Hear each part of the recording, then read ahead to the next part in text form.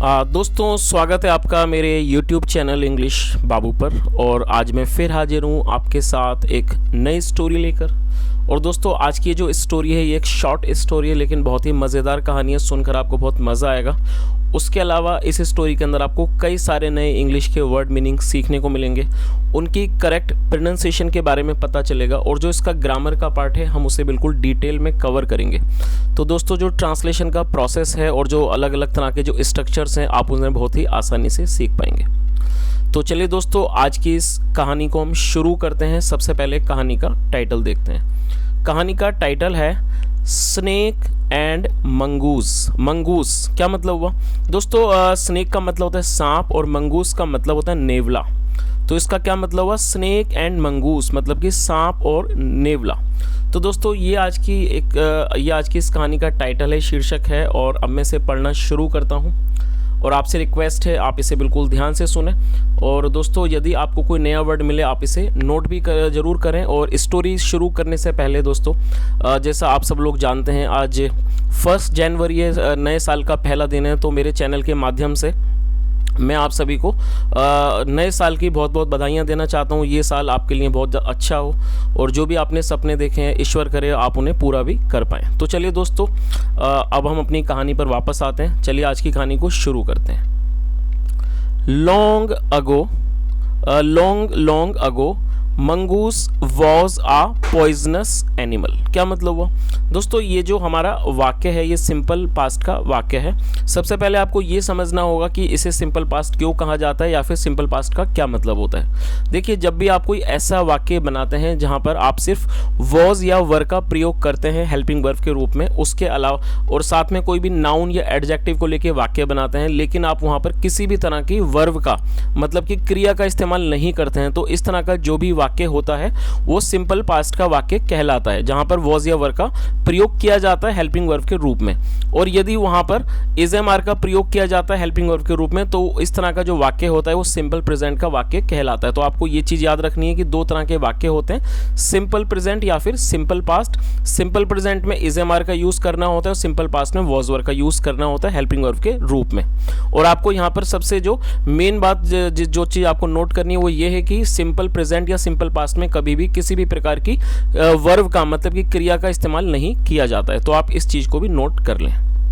चलिए वाक्य को देखते हैं। लॉन्ग अगो का मतलब होता है बहुत मतलब कि बहुत समय पहले, मतलब बहुत पहले। Mongoose was a poisonous animal. दोस्तों ये जो वर्ड है पॉइजनस ये एक एडजेक्टिव है जिसका मतलब होता है जहरीला, और इसे पॉइजनस कहा जाता है। पॉइजन को आपने जरूर सुना होगा, पॉइजन का मतलब होता है जहर, जो कि एक नाउन है।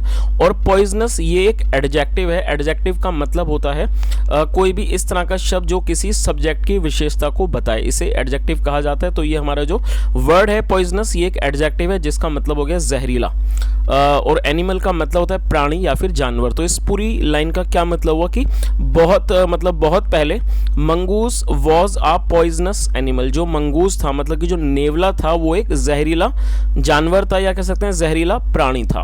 चलिए आगे देखिए। All the animals used to fear him. क्या मतलब हुआ दोस्तों? इस वाक्य के अंदर यूज टू का प्रयोग किया जाता है। अक्सर आपने इस तरह के सेंटेंस कई बार सुने होंगे।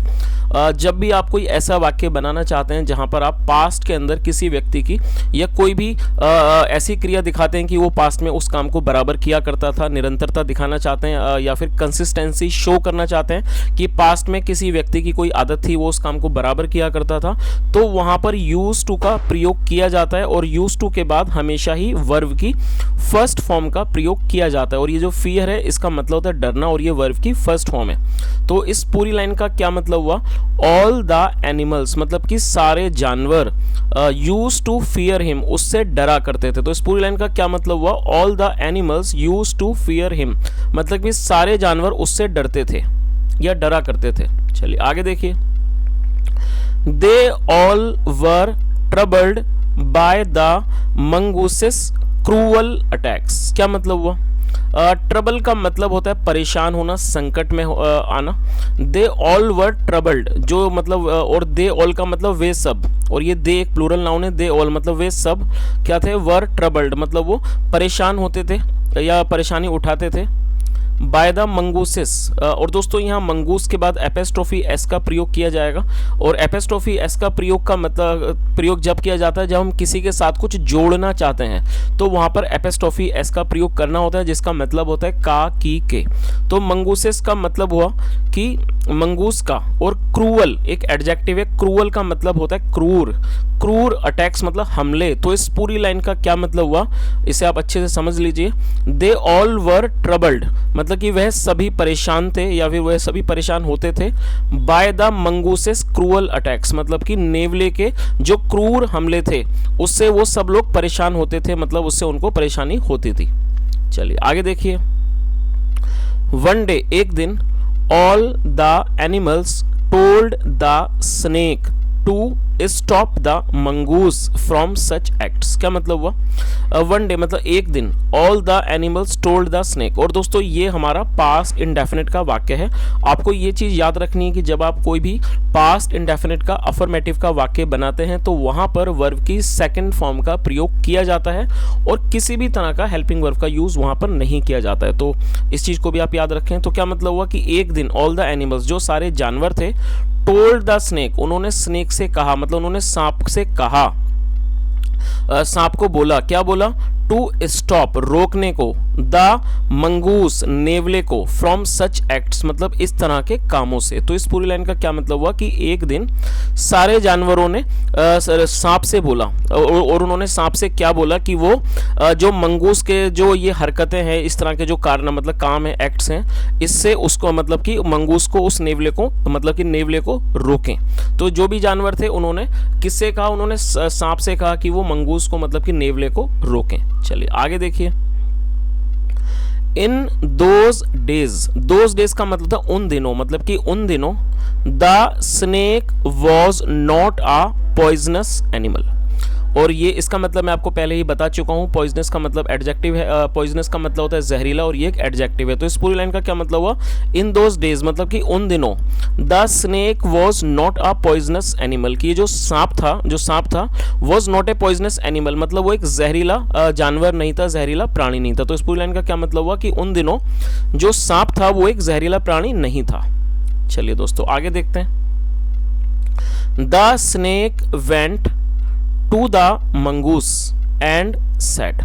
क्या मतलब हुआ, और दोस्तों ये गो की सेकंड फॉर्म है, वेंट इसका मतलब होता है जाना। The snake went to the mongoose, सांप जो है वो नेवले के पास गया, एंड सेड और कहा, माय फ्रेंड मतलब कि मेरे दोस्त, I am here to warn you. दोस्तों आप इस वर्ड को नोट कर सकते हैं, ये एक वर्ब है, और वॉर्न का मतलब होता है चेतावनी देना। तो उसने क्या कहा, इसको अच्छे से समझ लिए दोबारा। जो स्नेक था वो नेवले के पास गया और उसने कहा, क्या कहा, माय फ्रेंड मतलब कि मेरे दोस्त, I am here to warn you मतलब मैं यहाँ पर हूँ, या कह सकते हैं मैं यहाँ पर आया हूँ, टू वॉर्न यू मतलब आपको चेतावनी के लिए, मतलब मैं आपको यहाँ पर चेतावनी के लिए हूँ।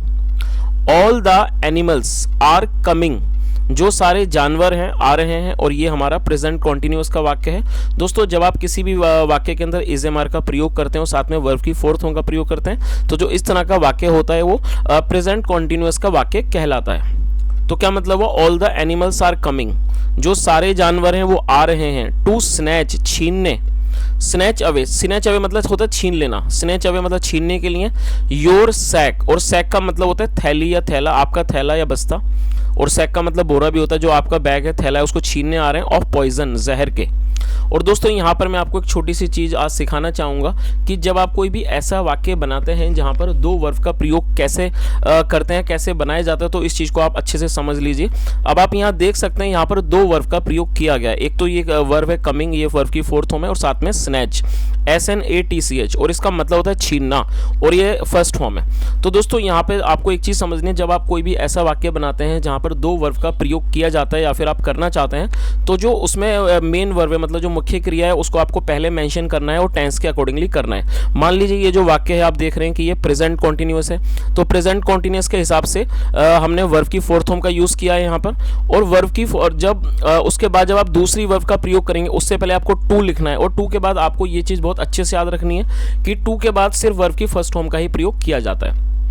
तो इस तरह से आप दो वर्ब के वाक्य बहुत आसानी से बना सकते हैं। बस आपको इन छोटी सी चीज़ों का याद रखना है कि जो पहले आपको वर्ब यूज़ करनी है वो आपको टेंस के अकॉर्डिंग यूज़ करनी है, मतलब कि जो भी इस तरह का वाक्य उस तरह की उसकी फोर्थ, अगर मान लीजिए कॉन्टिन्यूअस है तो यहाँ फोर्थ फॉर्म का प्रयोग किया गया है, और उसके बाद आपको टू लगा के वर्ब की फर्स्ट फॉर्म का प्रयोग करना होता है। तो इस पूरी लाइन का क्या मतलब हुआ? All the animals are coming to snatch away your sack of poison. अब आप इसे अच्छे समझ लीजिए कि सारे जानवर आ रहे हैं टू स्नैच अवे, मतलब छीनने के लिए, योर सैक ऑफ पॉइजन, जो आपका थैला है या आपकी जो थैली है पॉइजन की, जहर की, वो छीनने के लिए आ रहे हैं। चलिए दोस्तों आगे देखिए, लेट देम कम, क्या मतलब हुआ?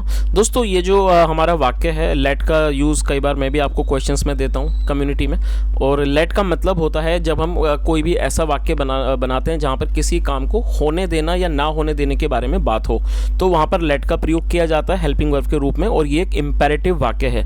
इम्पेरेटिव का मतलब होता है आदेशात्मक, जहाँ पर किसी को सिर्फ आदेश दिया जाता है। तो क्या मतलब हुआ? और देम जो है वो एक से अधिक व्यक्तियों के लिए यूज़ होता है ऑब्जेक्ट के रूप में। तो क्या मतलब हुआ? लेट देम कम, उनको आने दो। I will kill them all, मैं उन सबको मार दूंगा। चलिए आगे देखिए, और दोस्तों यहाँ पे आपको एक छोटी सी चीज़ भी याद रखनी है कि यदि एपेस्ट्रोफी के बाद डबल एल का प्रयोग किया जाता है तो उसका मतलब विल होता है। तो क्या मतलब वो? I will kill them all, मैं उन सबको मार दूंगा। सैड द मंगूस, मतलब कि नेवले ने बोला। I can tell you that you won't be able to fight with larger animals, क्या मतलब हुआ?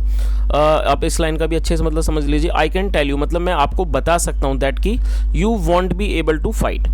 दोस्तों यहाँ आप देख सकते हैं won't का यूज़ किया गया है, और जब आप will not को शॉर्ट में लिखना चाहते हैं तो आप won't भी कह सकते हैं। तो won't का मतलब है will not, तो उसका क्या मतलब हुआ कि I can tell you, मैं आपको बता सकता हूँ that कि you won't be able to fight, मतलब कि आप, और एबल का मतलब होता है समर्थता दिखाने के लिए एबल का प्रयोग किया जाता है। इसका मतलब हुआ you want be able to fight, मतलब आप नहीं लड़ पाओगे विद लार्जर एनिमल्स, मतलब बड़े जानवरों के साथ। तो इस पूरी लाइन का क्या मतलब हुआ? I can tell you that you want be able to fight with larger animals, मतलब लार्जर एनिमल्स मतलब मैं आपको बता सकता हूँ कि आप जो है वो बड़े जानवरों से नहीं लड़ पाओगे। द स्नेक सेड, सांप ने कहा। चलिए दोस्तों आगे देखिए, आगे क्या होता है?